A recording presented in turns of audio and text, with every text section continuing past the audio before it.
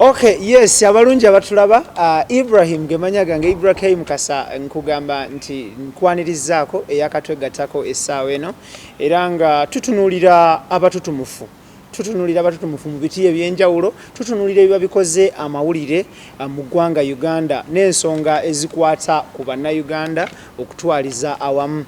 Olunaku olwaleero ndi wasanyu okutegeeza nti tugenda tutunuulira ensonga z'erusanja era nga ndi n'omusuubuzi omututumufu Medad Kichoncho agenda okubanga annyonnyola ensonga z'olusanja after court ruling eyabaddewo week ewedde era nga ye yatemye eggowe ku ttaka ly'e Lusanja. So agenda kubanga atunnyonnyola ensonga nnyingi nnyo. Mu luzungu tugamba nti is going to answer the unanswered questions. Negataako mu mboozi y'olunaku olwaleero nkwaniriza taata. Tensinze mukulu. Je baleko mukama wange. Wendi. Je bale mukulu. Obulamu bulungi. Obulamu bulungi. Era olabikira ddala nti obulamu bulungi. Obulamu bulungi. Akamwenyu. Era kirabika kintu tugenda tukiwunzika. Thank you. Buuza ku mulungi atulaba. Omulungi atulaba n'abatuwuliriza mbalamusiza. Mujebale bye mukola. Era tugenda kwogera ku mboozi yaffe ebaddewo nnyo y'ettaka tulabe we tunakoma nayo. Thank you so much. Abantu baali agadde okumanya Medad Kichoncho yaani briefly. Medad Kichoncho ye muntu munnayuganda agezaako okulaba nti naye abaawo mu by'obusuubuzi mu mbeera ze mumanyi nti nazo era si nnyangu abola bikonomi nga bwetambula naye ng'era ataddewo agezaako okulaba nti akola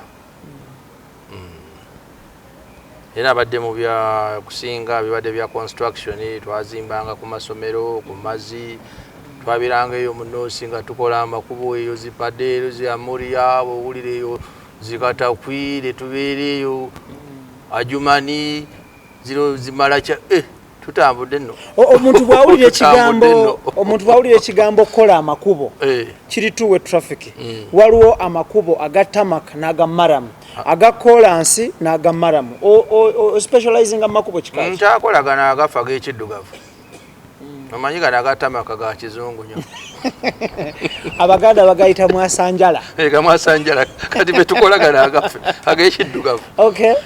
So okola kilomita wakati w'emmeka n'emmeka? Era n'ekikumi nkikola naali nkikozeeko. Kilomita 10? Naali nkikozeeko. Mu nguudo zo z'okola what has been your worst experience mu kukola enguudo?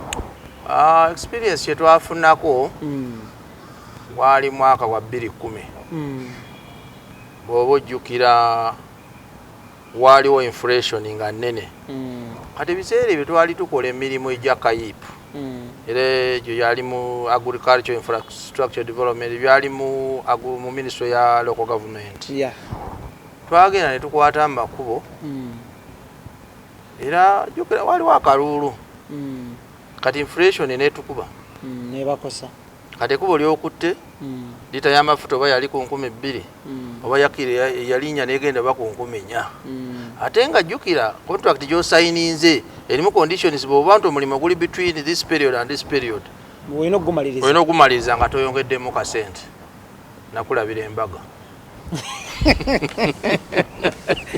Omulungi atulaba tulina omusuubuzi Medad Kichoncho. Ekigambo busuubuzi kino abantu it is a general word.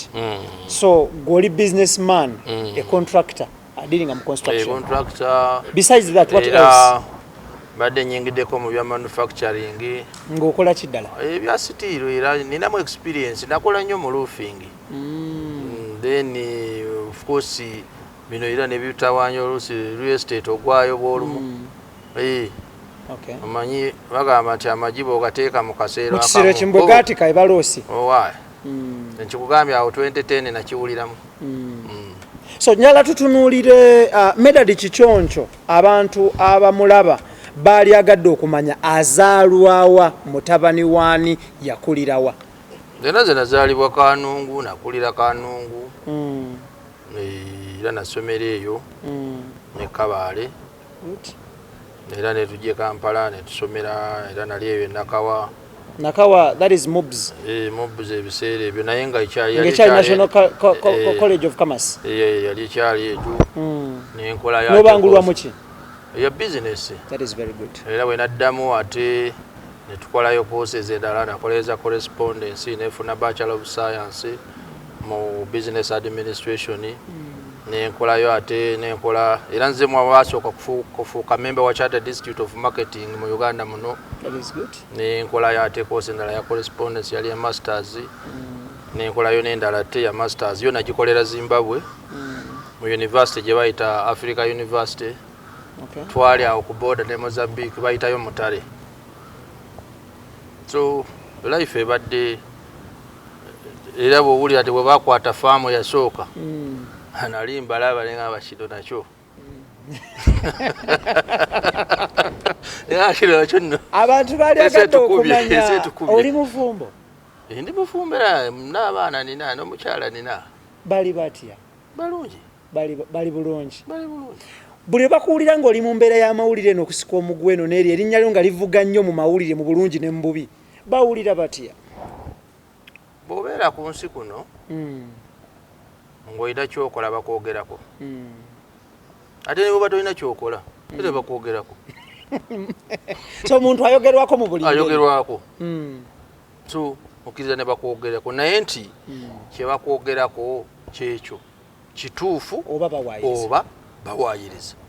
Kubanga omuntu ayinza kwera n'agamba nti akwogerako era n'amatiza ensinga bw'akumanyi naye bw'omugamba nti yaani nga takulabanga nako naye nga nnyonnyola ensinga bw'akumanyi era gye tulaga nzija kukulaga nti nakirabako ku nsonga eno yennyini gye tuli nagirabako ntya nga tumaze okugula ettaka eryo temwali abantu ne bajja ne bakola ki naye nti waliwo omuwala gwe baali bagamba nti ye yatuguza era owulidde nnyo erinnya eryo Crispa Bitarabeho.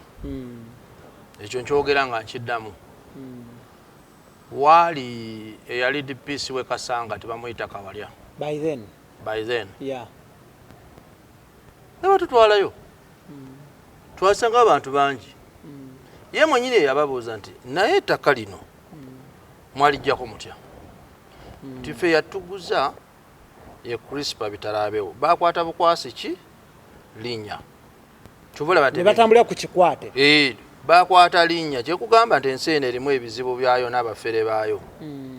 Kati oli oyo abafeeranga nga bakolera endagaano nga bagamba sente zitwala waani wa Crispa naye ng'ekituufu yabbira mu linnya ly'oli tezaatuukangayo. Era bwe namubuuza nagamba nti no waliwo ke natundako nga waliwo ebizibu kati okuva olwo nti baasala kagundi ka signature kati oli yamujjangako sente ntwala wa Crispa kati bwe yatuukanga eri nga badda ku photocopy wali awali signature Crispa nga bakola ki era ekiseera ekyo we twatuuka nga bonna baali neki signature emu n'endagaano eza photocopy nkimanya ntya era kyenjogera kubanga nkimanyi nti ndi ku mawulire oyo DPC gwe njogerako era bangambye ennaku zino ali mu side bali moloto somewhere there. You can find out kumanye mwe bamawulire. Yababuuza ekibuuzo nti eyabaguza yaani nti Crispa Bitarabeho. Yababuuza kimuta asobola okujja wano titasobola bebadde mu mangu nnyo titasobola muyaye nejjukira nali tudde ne muganda we Paulo Bitarabeho eyanguza ono kikyoncho no Crispa nga waali nkyogera nga nkiddamu nga waali ne bagamba tasobola kujja wano nze nkyogera nga nkiddamu nnoonya DPC ajja kikubuulira. Omulungi atulaba tuli n'omugagga era nga omusuubuzi omututumufu Medard Kikyoncho tutunulira ensonga ze Lusanja. Lusanja ono ayogerwako ettaka kuliko families ez'emulugunya nti zagobebwako mu bukyamu era nga beemulugunya nga bagamba nti bo bajjawo mu bukyamu tebeesenza bwesenza ng'enjogera egenda maaso. Tulina omwami ono kooti yarulinze in favor of him era nga okusinziira ku kooti is the rightful owner of the land of Lusanja era nga agenda kuba nga tutotolera ensonga zino emu ku emu atunnyonnyole emu ku emu paka otunaviira wano ojja kubanga olina kyotegedde era ojja kubanga ofunye okumanyisibwa ku nsonga ze Lusanja. Mwami Medad Kichoncho, ettaka lye Lusanja lino olifuna mwaka ki era oligula kwani? Ettaka ly'Olusanja nga bwe tuze tukitambuza ekyo kintu bakitondako butonzi, siina ttaka mu Lusanja. Bintu bye tukayanira bintu bya njawulo. Wabula nti ettaka ery'Olusanja liriraganye ki eri Kampala eryange. Kati nti nekijja nti ettaka eryo litukayanira liri mu lusalosalo. Boundary. Boundary. Kati ekyapa ekyange we kikoma Kampala district wakoma. Ekyapa eky'Olusanja we kitandikira eyo Wakiso district wekola ki. Naye bw'otunula ebyapa bino ebibiri bya njawulo. Kino ekyapa ekyange kiwandiiseko land at Mpererwe, Mutubatu, Kawempe, Kampala district. Okay. Kati kiri ekyapa ate nakyo kiriko nti land at Lusanja. Kati Lusanja ate eri mu Nangabo. Nangabo sub county. Mu Wakiso district. Eyali Mpigi. Era we baafunira ekyapa mu 80s. Eyo district yali Mpigi. Ate ne boogenda mu land zinoonoonyereza kino ekyapa kuva mu myaka gy'enkaaga. Block 206 yonna yali mu Kampala district tekyukangako. Okuva mu 1960s. Ne report yonna njirina. Era ne bw'oba oyagadde ne mapu nzirina. Thank you. Ziri mu motoka. Ettaka lyo lye libadde mu kkooti. Nga kuliko abantu abeesenzaako according to you. Yes, abeesenzaako. Thank you so much. Ettaka lino liri ku bugazi ki eryogerwako? Ziri ika 9 n'obutundutundu 6. Ika 9 n'obutundutundu 6. Olifuna otya? Naligula nga ntandise okukola awenzi wenagamba nti nazimba ebintu byange. Nakwatagana n'omwami oyo nannyiniryo. Era netukirizaganya nagamba bwe oyagala kukola expansion nsobola okukola ki okukuwa wano n'ogaziya. Okay. Awo tewali bantu. Omwami ayogerwako bamuyitani? Bamuyita Paulo. Okay. Bitalabewo. So 14 ne mubaamu abeesenzaawo. 2014. Okay. N'abatwala mu kkooti. Beesenzaako ng'omaze oddigula oba nga tonaligula? Nga ndiguze naye nga sinamala musasula. Ng'oli mu due process emalayo? Namugamba nti gwe olina obatwala mu ki? Mu kkooti. Kati bwe baamala ate ne bawandiikira chairman w'ekyalo. Jjukira oli abakolera endagaano. We Wakiso chairman w'ekyalo. Kubanga bwe bajjanga eno ettaka gye riri nga bagamba chairman abakolera endagaano. N'abagamba nedda nze nkulidde wano ettaka manyi nannyini. N'atagikola. Ettaka lya Bitalabewo sirikolera ndagaano nze nkulidde wano sisobola kukola ki. Ne bagamba gwe tolina magezi ne badde eri ne bakolera ki endagaano naye nga ze bakola mu Wakiso ate nga babasindikawa Kampala. Bakola endagaano y'e Wakiso ku ttaka ly'e Kampala. Era bwe tubadde mu kkooti bonna nga tuboza ettaka ly'e Kampala bonna balina endagaano z'e Wakiso. Yiika ziri 9. Ziri 9. N'obutuntundu obugwamu. Abantu beesenza mu 2014. Abantu bano bagenda okwesenza ku ttaka lino nga kuliko development ki? Tekwali development n'emu. Kyali kyererezi nga kalu. Kyali muno olutobasi. Okay. Naye ate awo nga bagenda okwesenza awo ng'oli sinaba kumumalayo kumusasula. Bajja nga wali nange maze okugula bawenkolera ebintu byange. Kati nawo ne mugamba bajjeyo. Ate ekirungi ekyaliwo nti ne bawandiikira chairman w'ekyalo kyennyini. Abantu babawandika balinga 8. Ne bagamba ffe omu 2 3 4. Twakitegeerako nti yadde endagaano tulina ze mu Wakiso mu Lusanja. Ettaka lye tulimu ligwa mu kitundu ky'okola ki? Kyotwala. So kwe kugamba oli ne mugamba ati ono gw'otute mu kkooti ate yakugambye tukole ki? Twesorting. Sente z'ospendinga mu kkooti tuzikozesebwa. Mugonjole ensonga. Tugonjola ensonga tuwandiika endagaano. Era twabawa essente zibasobozesa kubeera ki? Kusenguka ne bafuna awalala. Era bafuna amaka. Abantu boyogerako okusengula balinga bameka? Betwali abali batute mu kkooti baali 17. kati jukira bwe bamanya nti basasula kati ne batandika kujja nga bakilaiminga ate omanyi bw'oba olina bizinesi gy'okola nawe ebiseera ofunye looni ate oyagala ogisasule oyagala kukola projekiti nogamba nti okay katubasasule tukole ki in fact twabasasula sente zisuka mu 1.5 billion. Omuntu yali agadde okumanya mwami Megadi twasasula abantu 86. Omuntu yali agadde okumanya bw'oba tofaayo ettaka lino waligula sente meka? Byo tebabyogera ate ngugambye na compensating 1.6 billion ate katono biddamu. Okay. Thank you so much. Omulungi alaba tuli n'omusuubuzi Medadi Kichoncho era nga agenda atunnyonnyola ensonga z'ettaka eryogerwako ettaka eririko okusika omuguwa wadde nga kooti yavuddeyo n'ekola ruling era nga ng'embuga z'amateeka kooti bw'ekola ruling tugamba nti it's the final thing because mbadde njagala nsooke nkunyonyolemu bino by'owulira nti olusanja ettaka liri mu lusanja ettaka liri mu lusanja bye bino benkugambye nti bantu bafe b'ebyobufuzi bagezaako nnyo okugumaaza ekyalo kubanga eno maapu ye Kampala bw'oba osobola ogitegeera nga bwetambula kati eno ye maapu ye Kampala.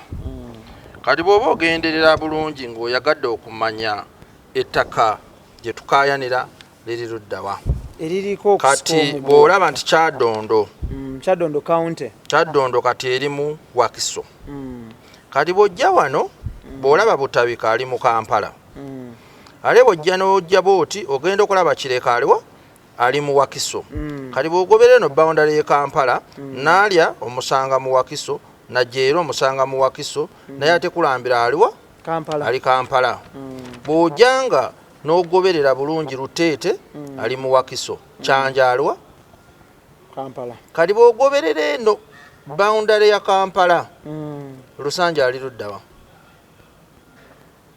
this is Wakiso Nangabo sub county kati awo tobuuza oli mu Wakiso kati land eriwa eno Mperero eriwa kati Mperero aliwa Kampala ali mu Kampala kati bw'ogoberera maapu ono ye maapu akola ki ayawula Kampala Wakiso olaba nti eno Wakiso n'ojja buuti n'ogoberera maapu n'omanya nti ono ye Kampala kaakati bw'oba nti ekintu ekyo maze okukiraba kubanga bulijjo ngamba nti ab'ebyobufuzi bano babulabe nnyo gye tuli lwakuba nti oluusi tebatukiriza tubalangire naye bw'olumu tukikola kaakati bw'oba nti ekyapa kino kye tukaayanira bulijjo kye nabawa bw'oba osoma bulungi ku kyapa kibeerako ekyapa wa gye kiri kigamba nti land at where land at Mpererwe kati Mpererwe abeera atya mu Lusanja twalabye nti Mpererwe ali mu ki ali mu Kampala kati land at Mpererwe Mutubatu aliwa ali mu Wakiso ali mu Kawempe tali mu Kampala kaakati lwaki osigala ng'obuzaabuza ensi kaakati bw'olaba nti 671 yeeno aliwa kaakati kanziremu nkulage n'ekirala omanyi waliwo ebintu bye batambuza nti beenoonyeza byabwe kati bw'ojjanga ekitabo kino siza yakiwandiika bano abasaveya be bakola ki be bakiwandiika sooka osome findings basangamu ki kubanga ne bano balooya baabwe balukwagwera omusaveya waabwe yasayininga era bwe twagenda waliwo gye bayita joint scheduling bonna ne bakkirizaganya ku facts eziri mu ki mu kitabo kino kati kisomera abantu bakiwulire based on the coordinates and maps from the Department of Surveyors and Mapping in Entebbe attached as Annex 11 Plot 671 Block 206 land at Mperere is entirely located in Kampala district. The maps and coordinates provided also revealed that the entire Block 206 Kyaddondo is in Kampala district, and whereas the neighboring Block 198 Kyaddondo, where Lusanja village is found, is in Wakiso district.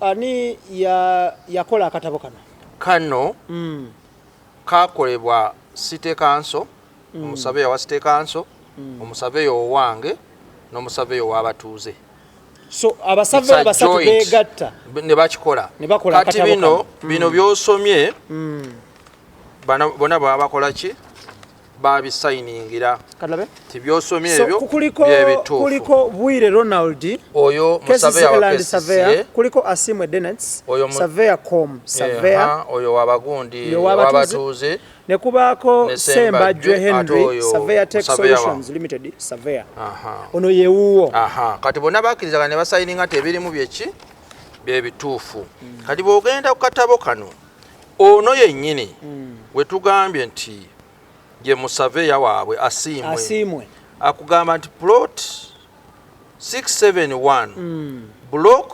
206 eri mu Kampala ye mwennyini yakikugamba nti eri muki bw'ogibuuka odda ku block 198 kati bino byo baclaiming ogiraba 671 Asimwe si ye waabwe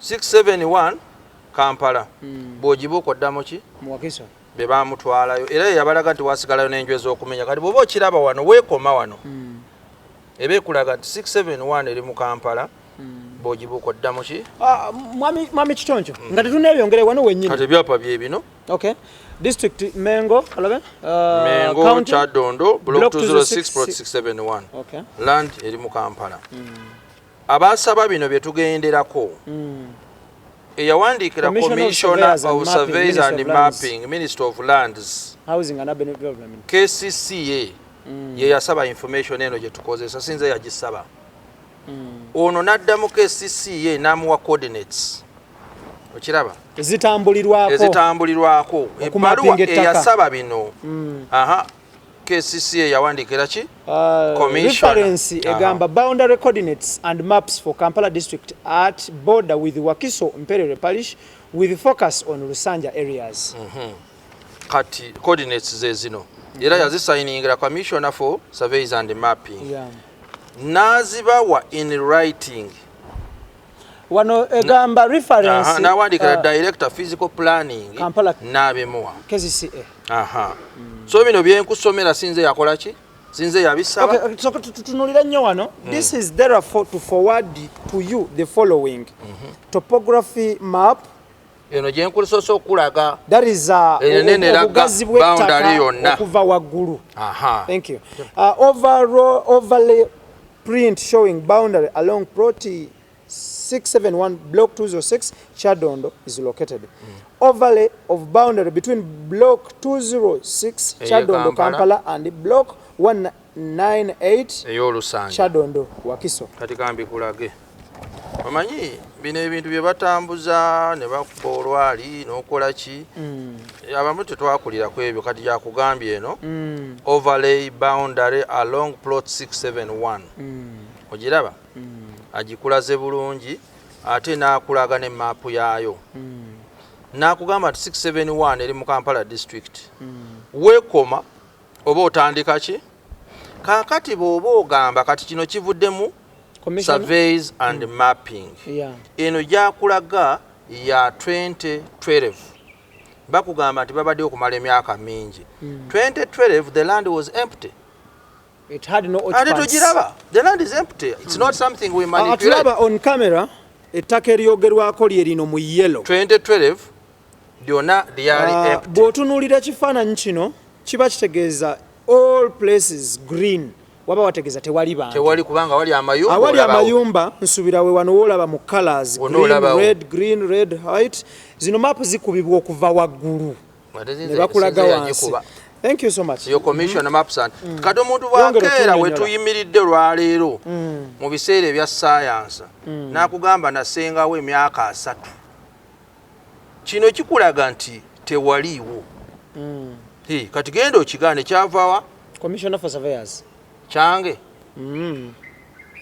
nze nkyogedde ku mawulire akyegaanye twayongere mu maaso n'ekiwandiiko ki so kati bino era balooya baabwe be babisabanga so kati bw'oba otunulira ku bimu ku ebyo byolaba ebyo bingi kati tukaayanira teryandibaddeko nankayana kyeraga bwerazi nti eri block ndala plot ndala eno ne block ndala plot na district ndala era ekyo kintu bulijjo nkyembadde nnyonnyola abantu nti bintu bye tukaayanira byanjawulo era ekyo bulaba nti bonna bajja muki mu kooti baleeta endagaano ez'olusanja Nangabo Wakiso district ate nga bakayanira ettaka ery'omu Kampala.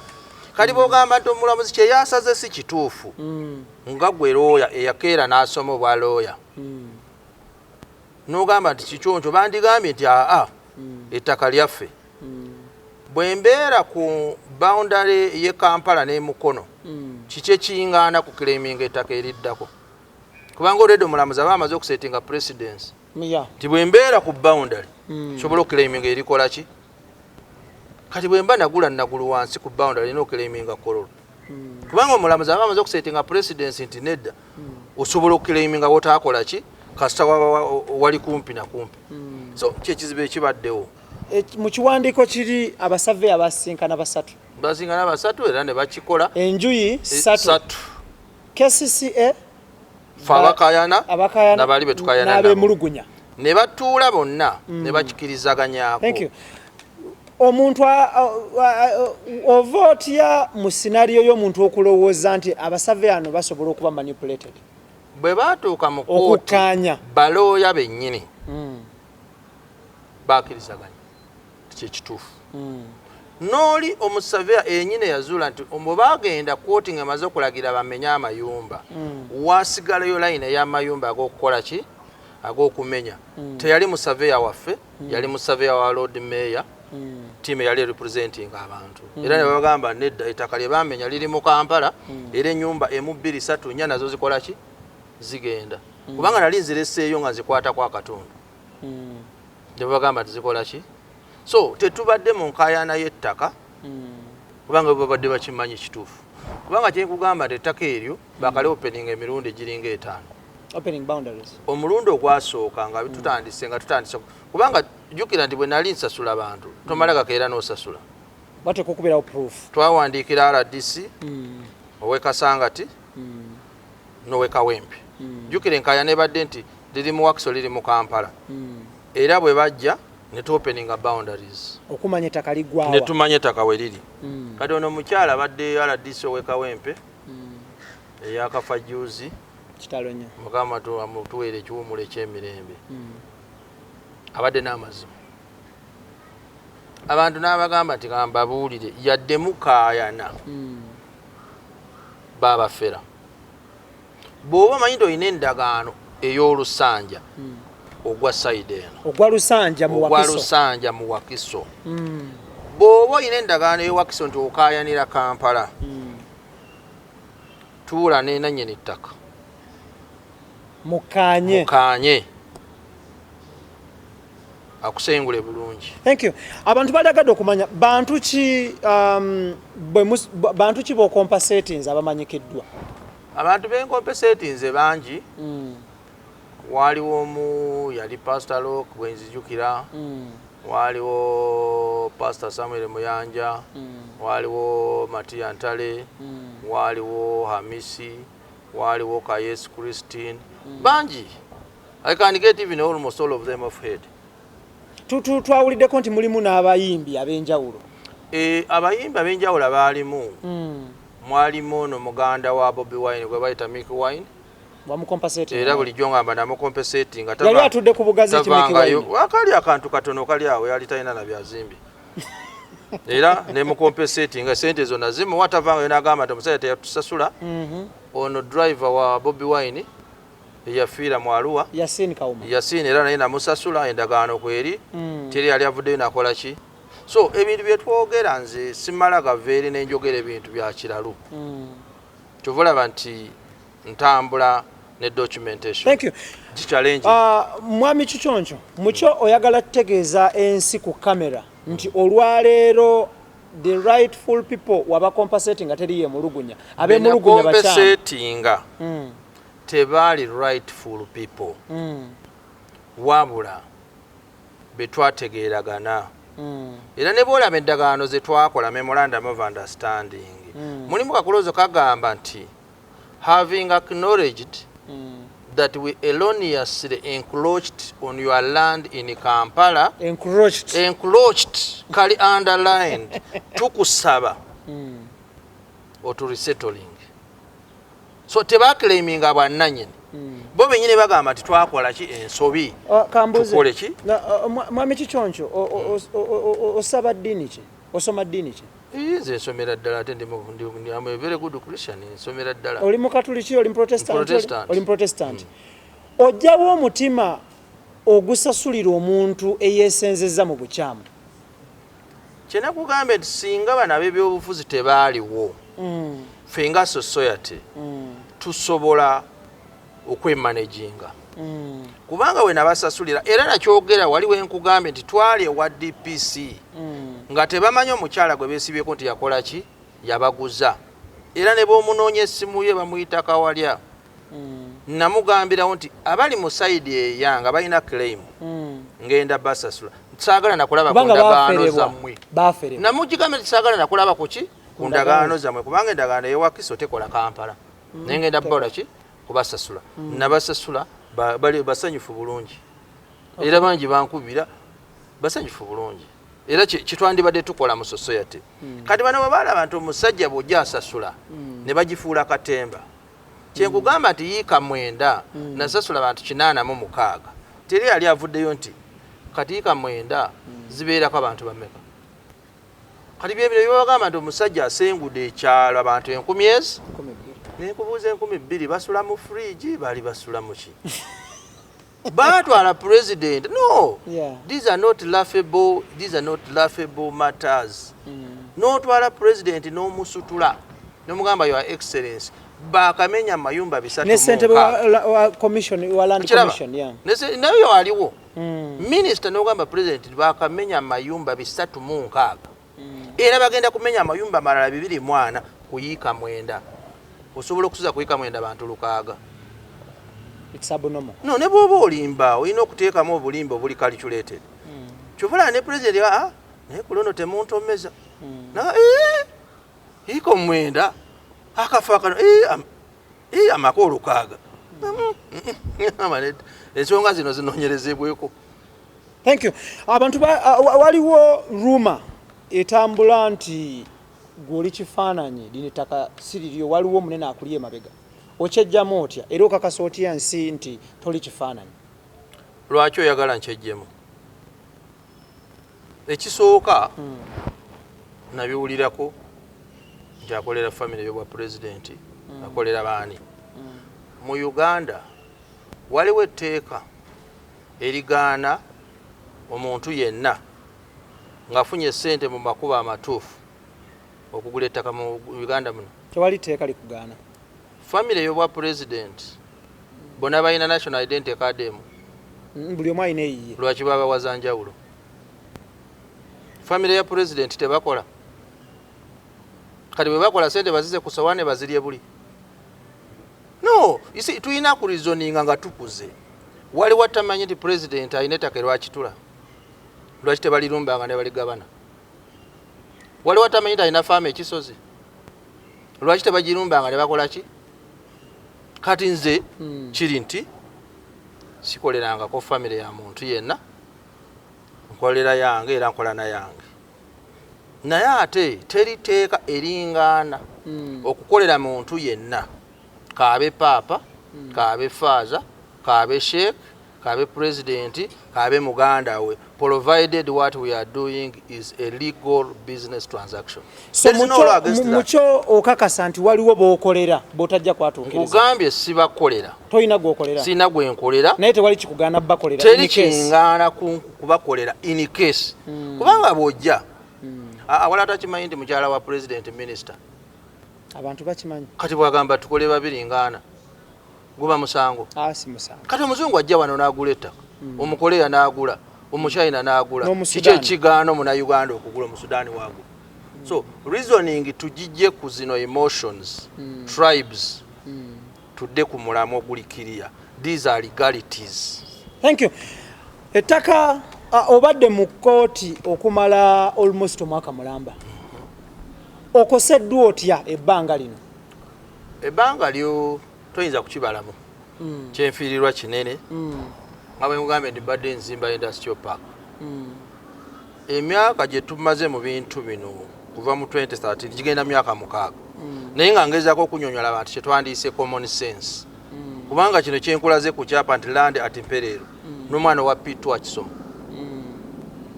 naye ate bw'olaba baminisita ba MP bani ettaka liri mu Wakiso naye nga akuta ekyapa mu ngalo omanya nti tuyina obuzibu bunene kuli mu hidden agenda kubanga bw'olaba nti weebize nti ensonga ziri mu high court naye ate ba MP bali ku ttaka bazimba ettaka lyoliko lyozimba gwe yabaga mu mateeka mu parliament ozimba ku ttaka lyani lina approved plan. What kind of development are you doing? Kubanga gwe musajja omukulu eyandibadde ogaidinga abantu tukola kiki kifu ekisooka ensonga ziri ki wa mulamuzi ekyokubiri muzima mutaka lye mutalishuwa nti lyani ekyokusatu tetulina approved plan ekyokuna gwe mwennyini MP physically gwokola ki gwozimba ebifaananyi ndowooza wabiraba of course gwozimba kitulaga kifaananyi ki Uganda gye tulimu ku luno kangende ku muganda wange oyo Bobi Wine omubaka w'Ekyaddondo East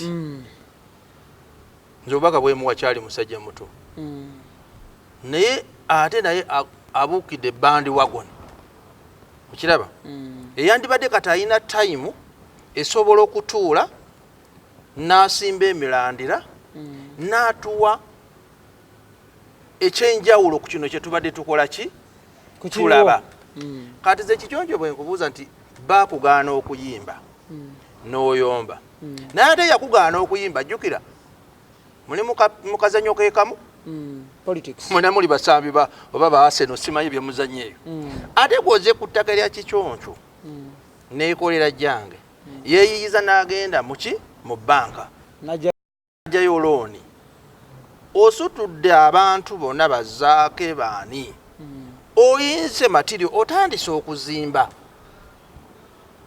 ekisooka constituency siyo jukira siyo kifaananyi kikyowa bannayuganda abakulubiriramu ekinene kubanga bw'oba kati ku makya kuno ondaze nti nze ayagala okukwata ekinene simanyi boundaries za constituency wekoma jukira constituency si district it's a part of a district saza kakati kijja kubeera kizibu mu maaso tukonvinsa mu people nti ojja kumanya boundaries za Uganda ayinza okukkiriza Kenya netuyingiramu oba Tanzania ate kati already obuuso oli mu Kampala kantu katono olwensi kati okonvisinga otya kikyonjo abadde akukkiririzaamu tenkya tookere no appointing RDC Kisangani Congo RDC Kagera yes RDC yes you see mwami kikyonjo ebintu byetukola ebitono bali agadde okumanya wali osisinkanyeko omubaka w'Ekyaddondo ne mwogerako ku nsonga zino kamera off camera we have never done it omanyi nti abana Uganda politics zetuzanye kyuvula bagamba nti abasajja babalembeddeko mu government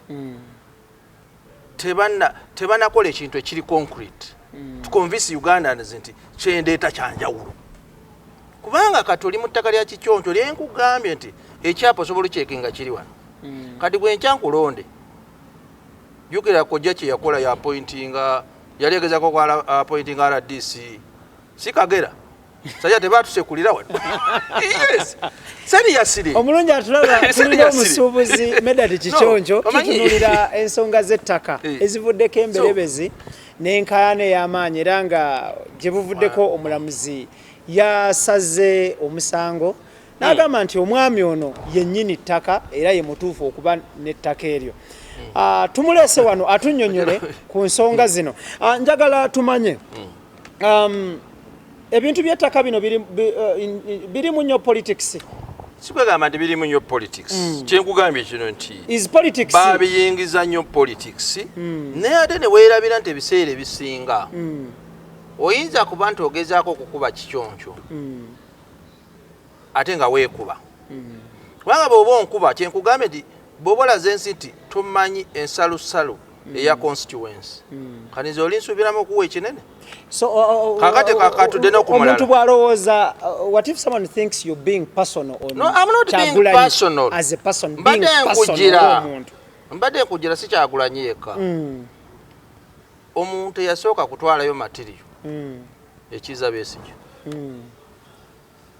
n'abawa material muzimbe mufiire ku ttaka lyamu yakola saaki you see we expect our leaders to dissect issues si kugenda n'embuyaga nga ekola ki batonda ze seriousness eyaddamu wamulaba zaake so bino byonna bano bye bakola bye bikuwagiza gwe Museveni nze siri wa byabufuzi seninde gwentera okwogera ku minisita wani tamanyi Wakiso wakoma tewamulaba isi yatandika ekintu namuganza minisita wani nga tanaba kusaakinga kintu kyona yabagamba nti teriteeka erikkiriza kikyonjo okubajja ku ttaka lyammwe mwena abasasudde n'abatasasudde mudde butaka mugireki muzimbe teyakola saaki naye nga amuwadde ebyapa so tugamba nti I'm attacking one person no I always say politicians kati bw'otunulira ono meeya waffe Lord Mayor maze okulaga map owekitiibwa Erias maze okulaga map bw'aba nga atunula bulungi nnyo n'atunulira abantu mu kamera n'abagamba bannaye simanyi Kampala wakoma naye nga jjukira wali MP wa Kampala yaliko MP wa Kampala Central kati obadde meeya it's coming to 8 years are you sure you don't know your area of jurisdiction ugamba abantu notuna mu kamera nti ze wempita simanyi ku Kampala kana akatono Lord Mayor wali ofunye omukisa okwogerako ko naye off camera olaba ate bamala n'okuma boundary opening ebintu ebiri mu Uganda bwe bizibu tojja bisobola bizibu kati kiba kitegeeza nti bw'oba tomanyi wookoma then waliwo obuzibu naye ate bw'oba kati olwedde omanyi nti wookoma abantu b'oli mu kubonyaabonya olwaleero mu kooti okimanyi nti empapula ze balina zonna za district endala ya Wakiso omaze okuopeninga boundaries okitegede nti wano kuva eno Wakiso eno Kampala okola naki mu kooti tunula abantu babuulire nti mbabuzaabuza ekituufu nkimanyi who does that alina okukikola kubanga alina option ezibbiri ejja kutunula abantu n'agamba ti kituufu Kampala weekoma amanyiiwo endagaano ze mwena ze Wakiso mbabuzaabuza oba omuntu gwe mwalonda kituufu simanyi wenkoma exactly be bakulonda yes omulungi atulaba tulina omusuubuzi njagala tutunuulire gwe nteekateeka zo ku ttaka zino eyiika omwenda n'obutuntundu obugwamu kuzimbako industrial park era extension nali nkyakola industrial park eno nga basically otunuulidde ki in particular nali nkozeemu obuntu bungi waliwo ka plastic naye ate awo wenyine twali tugenda kuteekawo plant ya juice ng'otunuulidde ku employing abantu nga bameka tayari gye nali nina nze nga kikyonjo yali yaku employing a director abantu emitwalo 3 already nali nyingidde 10,000 nga bali employed records bwe ziri nga nina application ezisuka mu 10,000 on average omuntu asookerwako yali afuna sente mmeka mitwalo 5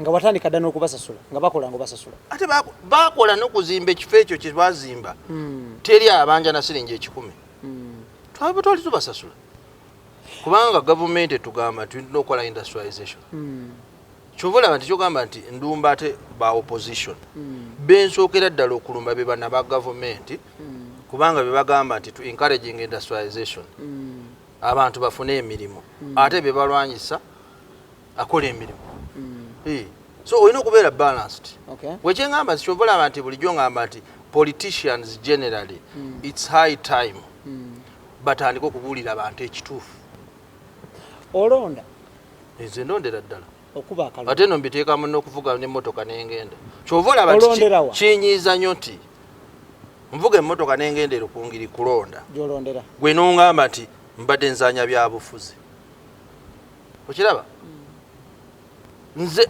ataddemu amafuta n'envuga emmotoka gwe nogamba nti ogenze mu palamenti kuzanya byabufuzi nze muli bwe mba ngenza okulonda nga ndi ku layini I'm looking for a person to practice politics. Thank you.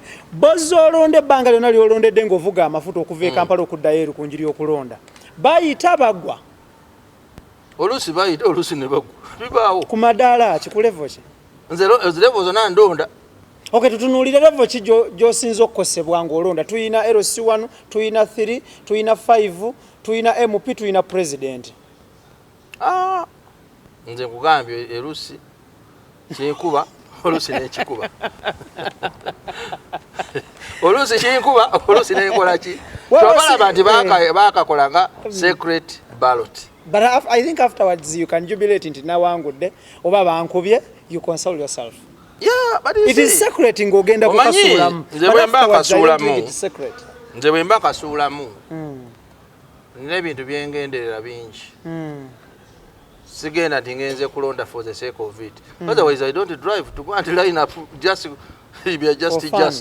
nina okusooka ne ntunuulira omuntu ajja kukola kino akola ekiri akola ekiri akola ekiri nze nga nkulaba mu future nga nkasuula. Ate nze kyewuunyisa wano nyinza okukasuula ka pate nakawana ate bwe ntuuka wali nenkawo omulala sekigamba nti ze bwe ngenda ate kati ababeera banacoordinatinga batya nga ku LC wano olonze mulala wali olonze mulala. Ate kati bwe mba ndaba ono yaliko obusobozi kati ate kati ngende layini kati uwe nsanga nti yes layini yonna erikiriya mulo ngenda ne layini yonna. Do you support politicians aba beesimbyewo financially or in any support? I have never. Sibeera nga kukola ya muntu si financing nga muntu nze nange mwenyini by the way nakoma okwesimba mu P2 ne bankuba waliwo esimba class monitor bankuba P2 nembivaako siddangamu ekyakubya akalulu wali tolina busobozi P2 ateze mbijjukira bulungi naawe siddangamu bankuba nebigwa. Basajja bankuba njagala tutunuulire saawa eno kooti yalulinze in favor of you kyekiddako ku ttaka eryo era tugoberera amateeka ga kooti ekyatuleese mu kooti batusalirewo bye basazeewo byebyo era tujja bigoberera. Omanyi bw'obeera mu nsi tekitegeeza nti amateeka gano all the time gakufavoringa naye bwe kityo bwe kiri kyova olaba nti ensi gye tulimu tejja kufavoringa all the time. Eteeka olumuli kunyiga olimu ne lukuwa kyoyagala naye bwe bawasalawo nti ng'eggwanga oba esatani community tugendera ku mateeka bwe gati. Thank you. Abantu balagadde okumanya abakulaba essaawa eno kooti erulinze in favor of you. Where does this ruling put your life? Esigala nga bwe badde osigala otambula. Yes. Kubanga ti almost I have lost everything in 6 years. Oli mu bino. Nate bw'ofiira osula ku malaala. Era nziramu ne ntandika. Osigala okola. Omanyi waliwo ebintu tosuubira nti ojja kufuna justice just ku sowaani teri kiipa. Kati olaba nga bino byokugamba nti baaliyo bazimba. Nali nsobola okufuna abaana nengamba mugende oba kiro emisana mumenya amayumba. But that's against the law. Olowooza lwaki saakikola? Kubanga in the process atoyinza kukoleramu ensobi. Ate nga already osazeewo nti nze ngendera mu mateeka gaki g'ensi. Kati amateeka g'ensi g'olaba it doesn't favor you. Kati olaba ng'ensi gye tulimu nti omuzungu yakola kye bayita democracy. Abawangudde balina 60%. Kati 40 ogireseewo. Naye those are the rules olina okugoberera ba 60. Thank you. All together okusika omuguwa kuno roughly kikutwalidde sente meka? Okipendezeko sente meka? Rough estimate. Ezo zeetaaga okubala. Kubanga olina okubala ze bakubanja. Zigenda kukomawo zite sente z'oyonoonedde mu kintu kino? Kyenkugambye nti bw'oba onoonya amazima n'obwenkani oluusi ofiirwa. Naye ate osigala okola ki? kubanga va mu kino amabanja mangi buli naye nga what do you do? That's the process that we must follow. Besides this land n'enkaayana z'obaddemu wali olabikiddeko mu nkaayana z'ettaka endala besides this one? Sijjukira naye wali ondabyeko ne ku TV oba ku mawulire gonna before this case? Yes. No. Badde nkola byange era abantu abalala bangi abalinga nze bali eri bakola ki bakola byabwe era bano lwakuba nti bano bajja ne bakifuula ate ekintu kya byabufuzi kyova olaba nti nkugamba nti abantu nali manyi nti bakyamu naye nga the way we do things mujje mbasasule mukole ki nga simanyi nti ate bano ab'ebyobufuzi oba kibuukira nga babuukira buukizi kikaali. Thank you.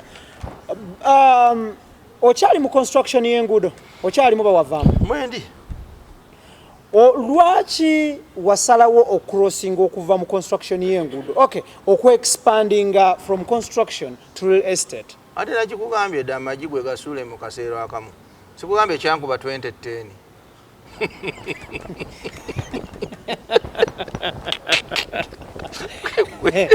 so construction gaali magi mu kisero kimu si jukira nti bw'oba otendalinga ospecifyinga malamu gabiyoni n'oteekako kati kungulu n'oteekako ka profit oba 10% oba 20 w'oyitirawo kati fuel buli lw'erinnya kikosa ggwe kikukuba ate tekikuba mulundi ogwo kikukubya ku fuel gy'ovuga mu motoka kikubya ku fuel ereeta material ne kikukuba kati jukira ate n'abakozi bagamba olina okutwongera so kyova olaba nti bw'obeerayo n'akantu akalala kikukuba oluusi n'osigala ng'okola ki ofuna emmere. Orizuminga deconstruction eya industrial park era bino bwe biba biwedde era nja kulizuminga tebinaggwa ate biwedde bakyali babawadde omwezi ate mu mwezi nga gukyatambula era sijja kugendayo kubanga etteeka linga after 30 days omanyi bw'oba osazeewo okufollowinga amateeka olina okugobereranga nnyo amateeka. So omwezi bwe guggwako ennaku 3 ezoogerwako bwe ziggwako ki ekiddako? Because teziri wala ogenda mu institution ne bakola court order eya eviction ne bagikwasa bailiff n'agikiriyalinga mitendera gya poliisi nakola okugwe emanyi gye mirimu gya kooti lwakuba ndi mugiteeka ku ffe. You see, wensitukira n'engenda mu kooti kitegeeza nti ekintu ekyo sikola ki sikisobola. Mukulaba kukwo olowooza ennaku 3 zino kooti ze yawaddeyo yakukoseza teyakukoseza? Is it fair? Was it fair? Tena kye yankoseza ne bwe yandigambye ennaku 6 ne bwe yaligambye omwaka ate batekukoseza. Ekikulu nti mutuuse ku nzikirizaganya nti after 180 days okola ki ate olowooza girwawo wano tumala okulonda 5 years ate gyatuuse ate nga giri wano nga giri wano. So 6 months is even a small thing, 1 month is a small thing. Ekyo tekirina mutawaana kyandibadde awo. Nga tuvuddeyo njala tutunuulire Uganda ng'ensi yo gwe nga munnayuganda Uganda ekuganyuddwamu etya? Tenanganyulwamu kinene nga bwe nkugambye nti nali nina ekirowoozo nga njagadde okuzimba industrial park era netusaba ettaka ina manviresa alifuna ekyo tekyangaanya okola ki okugenda mu banka nenfuna kalooni nengula eryange era nentandika okukola. Singa bino tebiyingiddemu bano abankyankalanyiza nandibadde mu bakozi kati nga 2,000 nga ndaba nti ekirubirwa kyabakozi 3,000 nkola ki kituuseeko ate kale ate bano banzizaayo ku 0 kati olwo nina okutandika okiraba naye nga ate tujja kusigala nga tukola ki kubanga jjukira kkiriza oba gaana Uganda eno ffe tulina ogidevelopinga teri mulala. Bannayuganda bannansi balina okukulaakulanya ensi ffe tulina okugikulaakulanya tebagulimba ffe tulina okugikulaakulanya era bino bwe mbivaamu nga ntandika. Owekitiibwa taata embeera eriwo tulina kooti tuba ne grade 1 kooti nezambuka paka ku Supreme Court kooti ejulirwamu esemberayo ddala ndi singa zino zonna zibali zizemereddwa omuntu ajulira olwaleero luno abantu abo bateekateeka kujulira mu kooti esemberayo ddala ekyo ebeera because si bamativu ne ruling yakoleddwa in favor of you ekyo kibeera their constitutional right bw'oba toli mu mativu kujjako nga kyenda bekisoyinza okubaamu nti nga tonaba kugenda mu kooti omwo eno kooti empadde costs olina okusooka n'oteekayo security deposit for those costs kubanga jjukira abantu abo be baaleeta era be basingiza omusango ng'original nze mu mpaaba eyange yasooka n'alisibawo abiri kati balooya be baabaleeta gye baabajja simanyiiyo kati nakati bwe twogera ne kosi ze bampadde simanyi we n'azinoonyeza yagambye nti zonna ssente zensasanyiza era looya wange azibala bazindiyirire olwo nga batunuulidda nini patikiro okuliyirira bano bonna be baaleeta na bano be nali ntaddeyo except the 4 be nali ngambye nti basaba malaayo era kooti yagambye basasule kakati wenja okulaba challenge eri nti baba bagambye bandiyirire ekisooka simanyira gye bali kubanga ze saasooka kubateeka ku musango n'alisiba manyi kati oli bwe yabaleeta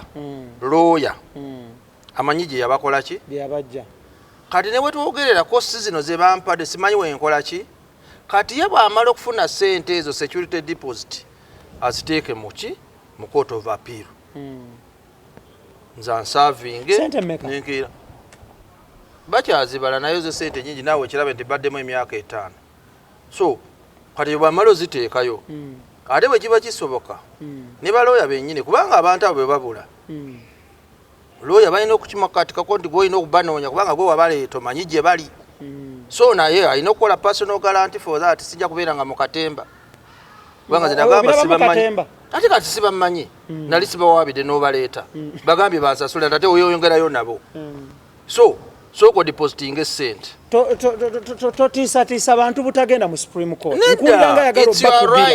it's your right naye bwe ntwala gwe n'oli mu kooti bwe nogamba no olina obbatwalamu naye ogamba sibamanyi nti olina obbatwalamu bwe mala okuwangula ne bagamba gwe wabaleeta baliyirira oni ekisooka nze sibamanyi kubanga tonna obuzibu bwendiko kati abantu abo 140 bammeka naye tusooke tuteekemu common sense can all those people fit on 9 acres birala katubize ku bbali turizoninge nga bantu abakulu kuyika mwendo teekako families ezisuka 150 nemusobola okubeera mu ba 105 nondo bala 105 zokka tebajjaako kituufu okiraba ate jukira nkugamba nti nali maze okusasula ku ttaka lyerimu claimants 87 technically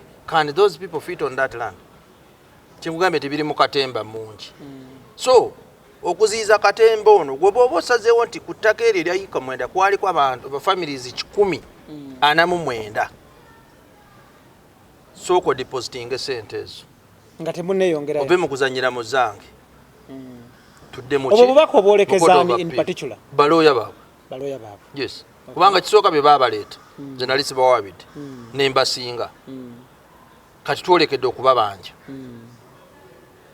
kati bw'ogamba nti si bamativu kitegeeza obamanyi abatali bamativu yes negye basula omumanyiyo so nange mba njagala soko depositing essente ezo mu kooti oli wiringi ensonga zino okugenda yonna gye zinaalaga oli wiringi sirina mutawaana kugambye nti mbadde ku buli police station mbadde bw'abaminisita bakoze interministerial code nze ndi wiringi niba agamba lizitwala mu kooti y'ensi yonna tujja kulinnya ennyonyi tugendeyo. Thank you. Omulungi atulaba tulina omusuubuzi Medad Kikyoncho ensonga za ttaka. Lwaki ettaka lino libaako nnyo enkaayana? Teribaddeko nkaayana. Ettaka teribaddeeko nkaayana. Gye tuvudde yonna nze nkuze ndaba ku ttaka tekuli ki nkaayana. Enkaayana zaabeeranga wano ku boundary ku Luwaanyo. Awo. Zino teri nkaayana ya ttaka ya byabufuzi naawe. Ani kubuzabuza. We don't have a land question. This is a political question. byabufuzi bye biri mu ttaka waliwo ekintu ekitalikiriya mu mateeka ga Uganda on ownership. Waliwo ekitalikiriya gwe kyotegeeza nti obuzibu bwe buvudde nti bwenkeera ku makya n'entandika wano okuzimba RDC agamba gwe mutuufu nanyini wala mali ulusala lisajja lido sirimanyi gavumenti tekiriza omenya abantu kubanga abantu omukulu bwamula RDC akola emupiba abantu temulaba nze mbayamba munonde temukiraba nze mbakola ki tetuyina ekintu kye bayita land question. We have a political question and this must be solved bave mu nsonga z'ettaka ba RDC ba MP ba kansala bwe muba mukayanira ensonga z'ettaka. These are matters that can be determined by courts of law. Thank you. Oba obukiiko babuteeke ku ki mu mbeera eno erinnya lyo lifudde teri kirita kubanga oyogerwako buli muntu awulira erinnya lya Medad Kikyonjo lijjirako okusenda abantu naye ng'ate kooti ya rulinze neeraga nti gwe mutuufu. Omwami oba omuntu eyafera abantu bali oyambye otya kooti okufuna omwami oli erinnya ly'okubanga liyonjebwa? Nze siri wa kuyamba kooti. Endagaano zonna ze baaleeta mu kooti zaaliko omukono gw'omwami oyo ne wagamba ti omukyala bangi baalinawo emikono gyabwe naye teri endagaano gye baaleeta eriko omukono gwani ogwange. Tebalina endagaano gye baaleeta eriko omukono gwa chairman w'ekyalo ettaka gye riri. Tebalina endagaano gye baaleeta eriko omukono gw'omuntu eyanguza nga ye nannyini kyapa ya transferring. Kati ogwo mulimu gw'okukwata abafere gwange bagwa gavumenti. Kati kirimu erinnya lyo? Nedda. Ate eryange bagambye rightful owner. Kati eririmu litya. Omanyi bw'obanga toyagala bakwogereko then you are not ready for success. Kubanga bajja kwogerako mu buli ngeri. Oyavuwale bakwogereko, okole bakwogereko, oba tokoze bakwogerako. Ate n'okola ki? Era bajja kwogerako. Bw'oba toyagala bakwogereko onasibanga wakanga webasi. Bajja kuba tebakulabye. Naye bw'ofuluma bajja kwogerako. Okay, 2-3 nga tuwunzika mukama wange. Abantu bano abasemberayo ddala balina compensating bw'otuuseewa nabo. Abo bali bana bali bana kyenkolako bana bokka bana abalala basigadde nga bwe bize bitambula.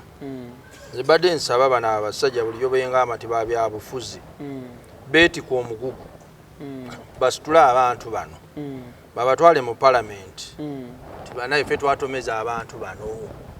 Who in particular gwoli mu kuwa obubaka obwo njala tufune erinnya ly'omuntu in particular because babaddemu bulijjo ng'obalaba kubanga bibaddemu abasajja bazimba abasajja bawera so omanyi ate obuzibu bwe nkugambye nti ababyobufuzi nze nabo obuzibu basajja obagamba nomala okubagumiza nti bwe bamala okufuna obuzibu oddewo mu geeti n'okola ki newebaka basigale nga basitudde obuvunaanyizibwa buno oba babutwala mu kabineti oba butwala mu palamenti oba butwala wa pulezidenti oba butwala wa kabaka bagambe nti ensonga eno tulina ogimaliriza babatomeza abantu oba tubafunira abantu ku land fund babawe ku ssente bafune gye balaga oba tunyigirize ekikyonco tumugyewo abantu bakole ki naye ensonga yaabwe bakyogereko ekyokunyigiriza bakugyewo bw'olaba nti kyekikukolera nze ndi musuubuzi ne bw'ogamba ennyumba gye nsulamu ngobamu olwaleero sigisulamu gwe zinsasula labo bangisulamu bakuwe ssente abantu bakozesa ettaka bw'okugambye n'ennyumba gye nsulamu gwe zimpe sigisulamu ngenda yes naye nga kino kyo balina okisitula. So mukyo gwe mu fayiro yo ne mu bitabo byo mu custody yo sigazaayo abantu bana abokkiryalinga bwe baggwa nga kiwedde teri akubanja abasigadde ba gavumenti si babo ba gavumenti. Thank you. Lastly nga tuwunzike kisemberayo ddala obadde mu mawulire ebbanga ddene ndishuwa n'omwana omutekala mojja kati akumanya asoma amawulire n'alaba TV n'omwana omuto emutukula akumanye kati ebusiya ne ku boda ya Uganda ne Congo kati omanyikiddwa obadde mu mawulire all throughout ebbanga lino lyonna okifunyeemu ki era okoseddwa ki mu mawulire gano? Simanyi oba nina kyenfunyeemu of course kikukosaamu nti privacy gy'obadde nayo nkugambye nga bino tebinabaawo mbadde ndimbirunga obulamu bwange naye ate nkiwulira nti nakyo si kibi kubanga tulina okuyigiriza abantu ensonga eno ey'ettaka kyensonga gye tulina okukwatirako ddala kubanga it has gye tuyita a strategic implication ono omuntu gw'ogumiza olwaleero beera ku ttaka lino kirimufuukira ekizibu ku myaka 7 nga takyasobola kukola kubanga ono gw'ogamba kikyonki alina ekyapa kiyina waka ne baali baafudda kirekera mwana we omumanyirawo nti akirekedde omwana omulalu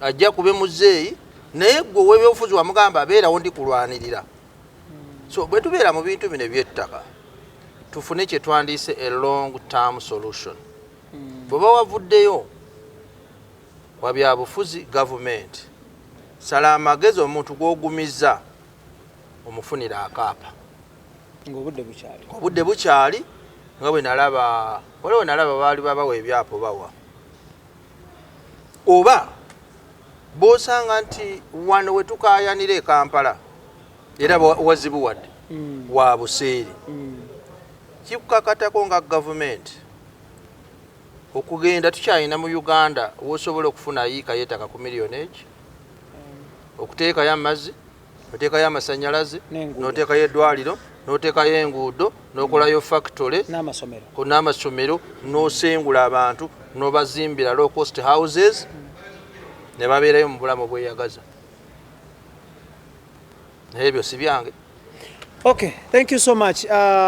Omulungi atulaba tutuuse ku nkomerero ya interviewers but before we go ku ttaka lyo lino koti yaluyinze nti good rightful owner kuliko party y'olutobazi tekuli lutobazi teri. Thank you so much. Okay, Ibrahim Kasage manya gange njala kubanga mbasibulira wano naye nga sinabasibula njala kwebaza timu gye tukoze nayo omukulu Onyango big up on yourself kyakabinyo muganda wange Tone Sanabulya Idris Lukwago Daniel Mugwa ne Kiza Clement mwebale nnyo mwebalire ddala tutuse ku nkomerero ya interview yaffe era nga nebaza abantu mwe nabaze batugoberera mu mbozi yaffe eno because tuleeta abantu bano ne boogera ensonga zino mu Luganda mu Luzungu tugamba from the horse's mouth ne yeeyogerera ensonga zino nga bwoba oziwulidde zonna. Tukwebaza nnyo tweyanza nnyo obuddebo. Thank you so much. You're welcome. Yes, ebigambo byowulidde ku mukutu guno mu interview eno si ndowooza y'abaddukanya omukutu guno oba abakukolako wabula ndowooza z'abantu ssekinnoomu be tuba tuleese ne beeyogerera ensonga zaabwe. So information enjoba owulidde wano abaddukanya omukutu guno oba abagukolako tebagivunaanyizibwako biba bigambo by'abantu ssekinnoomu be baba baleese. Mubeere bulungi mweraba.